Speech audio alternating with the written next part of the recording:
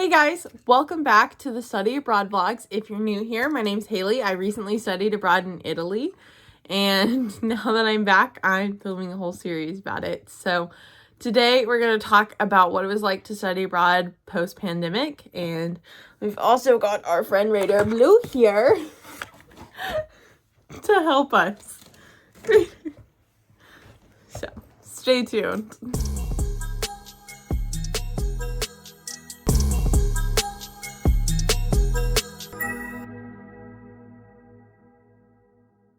Okay, so we moved around a little bit, but just some background information.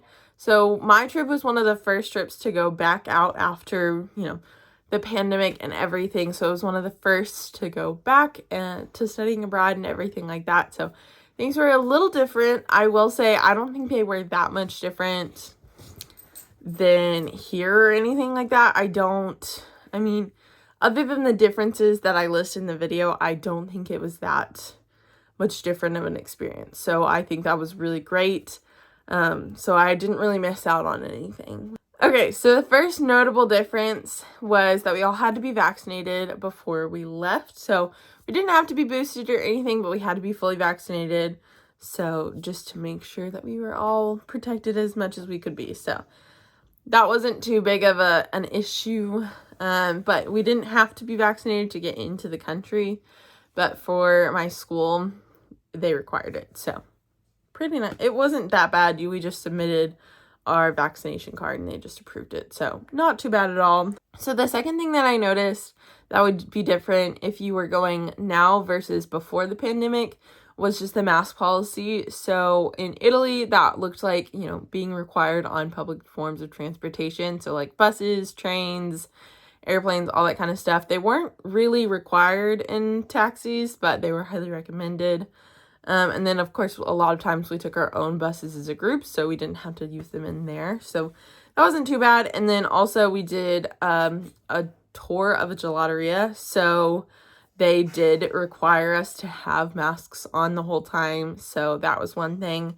And then we also had to have them in the opera. So you can kind of, if you've watched the daily vlogs, you've kind of seen those clips of us. So, okay. And then the third difference that I noticed was there was more of an emphasis on hand washing and sanitizing before meals, after we're going to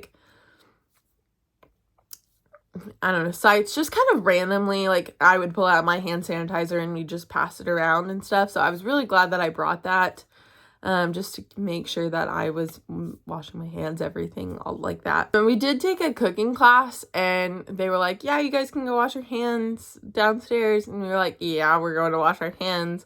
So we all lined up for that. So it wasn't, we were all pretty set on you need to wash your hands and everything to handle food or, to eat food, all that kind of stuff. So I think that really helped keep the number of cases in our group really down. So the fourth difference that we noticed was that we had to COVID test and have a negative test before we could go home. And of course, right after we got back, that the US lifted that. So that was super fun, but it was extremely stressful. And so I'm kind of glad that they lifted it because that was just awful. The last few days of our trip, we couldn't really enjoy Rome, I felt like, because we were also stressed about we have to have these COVID tests and they have to be negative because we were all kind of tired at that point anyways. And so it was we all want to go home at the end of this trip, not have to stay any longer. And because study abroads are expensive, and then being told, oh, you might have to stay longer when you're almost out of money is just terrifying. Honestly, it was very scary to have the thought of I might not go home. But luckily all of us tested negative except my one professor and her family. So yeah. And then the fifth thing that I noticed was that there was more emphasis on if you didn't feel well, you don't have to go today. I feel on, study abroad trips, you are I want to get the most of my money. I'm going to go. But really, in our trip, it was if you do not feel well, please stay behind because we don't want people to get sick. And it's just, whether it be dehydration, exhaustion, all these things, because all of those can happen on a study abroad trip if you are not drinking enough water and everything like that. And it was like, no matter what the issue is, you need to take care of yourself first. Yes, you're in Italy, and yes, you're in, a foreign country and doing all these things, but like that won't affect your grade. Like, I don't think if people were like, I need to take a day off because I don't feel well, I don't think any of them would have been punished for that. So that was kind of a big thing there.